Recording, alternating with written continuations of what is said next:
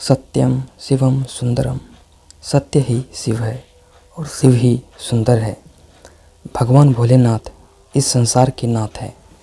वो भोले हैं, देवों के देव हैं, महादेव हैं। भोलेनाथ को इस समस्त सृष्टि का रचयिता माना जाता है। उनका ना आदि है और ना ही अंत है। शिव जी माता पार्वती के बिना अधूरे हैं। भगवान शिव और माता पार्वती के रूप को अर्धनारीश्वर कहा जाता है। पौराणिक कथाओं के अनुसार भगवान शिव का विवाह पार्वती जी के साथ हुआ था।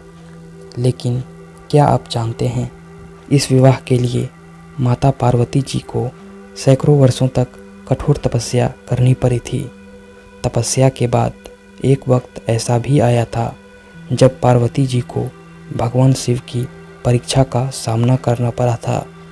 तो आइए जानते हैं, पौराणिक कथाओं के अनुसार माता पार्वती ने भगवान शिव को अपने पति के रूप में पाने के लिए सैकड़ों वर्षों तक कठोर तप किया था।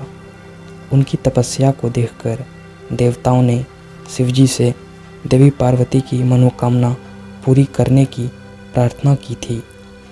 इसके बाद भोलेनाथ ने सप्तऋषियों को पार्वती जी की परीक्षा लेने के लिए भेजा।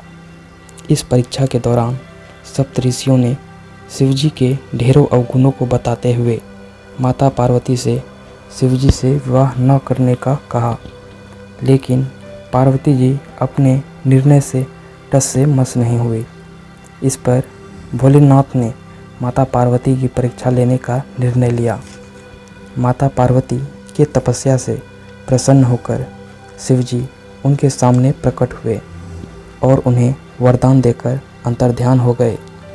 कुछ क्षणों बाद ही एक मगरमच्छ ने एक लड़के को पकड़ लिया और लड़का मदद के लिए पुकारने लगा। बच्चे की आवाज़ सुनकर पार्वती जी नदी किनारे पहुंची और उनका मन द्रवित हो गया। इस बीच लड़के ने माता पार्वती को देखकर कहा कि मेरे माँ बाप नहीं है और न ही कोई मित्र है। इस दुनिया में मैं अकेला हूँ। माता आप ही मेरी रक्षा करें। इस पर माता पार्वती ने मगरमच्छ से आग्रह किया कि इस लड़के को छोड़ दे। इस पर मगरमच्छ ने कहा कि दिन के छठे पहर जो मुझे मिलता है उसे आहार बनाना मेरा नियम है। माता पार्वती के विनती करने पर मगरमच्छ ने लड़के को छोड़ने के बदले में पार्वती जी के तप से प्राप्त वरदान का पुण्य फल मांग लिया। इस पर पार्वती जी तैयार हो गई। मगरमच्छ ने बालक को छोड़ दिया और तेजस्वी बन गया। अपने तपस्या का फल दान करने के बाद पार्वती जी ने बालक को बचा लिया और एक बार फिर भोलेनाथ को प्रसन्न करने के लिए तप करने बैठ गई। इस पर भोलेनाथ दोबारा प्रकट हुए और पूछा कि तुम अब क्यों तपस्या कर रही हो? मैंने तुम्हें पहले ही मनमांगा दान दे दिया है।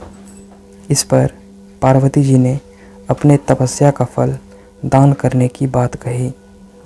इस पर शिव जी प्रसन्न होकर बोले, मगरमच्छ और लड़के दोनों के स्वरूप में मैं ही था। मैं तुम्हारी परीक्षा ले रहा था कि तुम्हारा चित्त प्राणी मात्र में अपना सुख दुख का अनुभव करता भी है या नहीं। तुम्हारी परीक्षा लेने के लिए ही मैंने ये लीला रचाई थी। अनेकों रूप में दिखने वाला मैं ही एक सत्य हूँ। अनेक शरीरों में नज़र आने वाला मैं निर्विकार हूँ। इस तरह पार्वती जी शिव जी की परीक्षा में उत्तीर्ण हुई और उनकी अर्धांगिनी बनी।